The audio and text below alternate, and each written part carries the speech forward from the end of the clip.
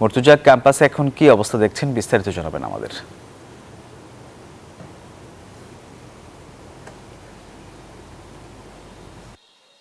সোহাগ, পরিবর্তিত সময়সীমা অনুযায়ী আজকে মনোনয়ন ফর্ম উত্তোলনের শেষ দিন। প্রথম বর্ষের শিক্ষার্থীদের জন্য এটি বৃদ্ধি করা হয়েছে। ছাত্রদলের দাবির প্রেক্ষিতে রাষ্ট্র নির্বাচন কমিশন প্রথম বর্ষের শিক্ষার্থীদের ভোটার তালিকায় অন্তর্ভুক্ত করে এখন যারা প্রথম বর্ষের শিক্ষার্থী রয়েছেন তারা ভোটাধিকার প্রয়োগ করতে পারবেন, একই সাথে প্রার্থীও হতে পারবেন। আমরা দেখেছি যে ক্যাম্পাস জুড়ে রাষ্ট্র নির্বাচন উপলক্ষে উৎসবের আমেজ তৈরি হয়েছে। সেই সাথে মনোনয়ন ফর্ম উত্তোলন, পাশাপাশি ডোপ টেস্ট চলছে প্রার্থীদের, এবং মনোনয়ন ফর্ম দাখিলের সময়সীমা নির্ধারণ করা হয়েছে 4 তারিখ থেকে 7 সেপ্টেম্বর পর্যন্ত, এবং চূড়ান্ত প্রার্থী তালিকা প্রকাশ করা হবে 14 সেপ্টেম্বর। আমরা একজন প্রার্থীর সঙ্গে কথা বলতে চাই যে প্রথম বর্ষের শিক্ষার্থীদের তো ভোটার তালিকায় অন্তর্ভুক্ত করা হয়েছে, উৎসবের আমেজ বেড়েছে কিনা ক্যাম্পাসে?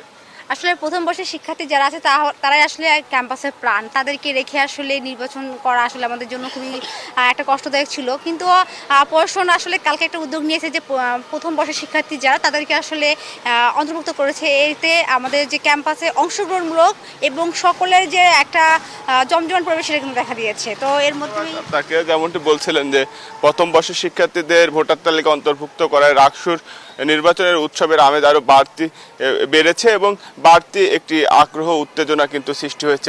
আর 25 সেপ্টেম্বর অনুষ্ঠিত হবে ভোট গ্রহণ। এই ছিল রাজশাহী বিশ্ববিদ্যালয় থেকে সর্বশেষ। সোহাগবাগ, আপনাকে ধন্যবাদ। আপনি যেমনটি বলছেন, এই মুহূর্তে রয়েছি জাহাঙ্গীরনগর বিশ্ববিদ্যালয়, এবং জাহাঙ্গীরনগর বিশ্ববিদ্যালয়ের জাকসু নির্বাচনের আজকে 6ষ্ঠ দিনের প্রচার প্রচারণা চলছে। এবং আমরা যদি দেখাই যে এইখানকার যে বিভিন্ন প্যানেলের শিক্ষার্থীরা কিন্তু খুব ফজর নামাজ পড়েই কিন্তু তারা হলে হলে কিন্তু প্রচার প্রচারণা চালাচ্ছে। এবং আমরা যদি আপনাদের একটু দেখাতে চাই যে ঠিক প্যানেল সমর্থিত প্রার্থীরা কিন্তু লিফলেট হাতে নিয়ে কিন্তু তারা দেখতেই পাচ্ছেন যে তারা এইখানকার নির্বাচনের যে প্রচারণা সেটা আসলে করছেন। এর মধ্যে আমরা যদি একজনের সাথে একটু কথা বলতে চাই যে এই মুহূর্তে আপনাদের সাথে একটু কথা বলি যে প্রচার প্রচারণা তো চালাচ্ছেন, কেমন সাড়া পাচ্ছেন? এবং প্রথম বর্ষের ছাত্রীদের দেখলাম যে ব্যাপক আগ্রহ যে তারা নতুন একজন জাকসু ভোট দিতে পারবে, নতুন, কেমন লাগছে?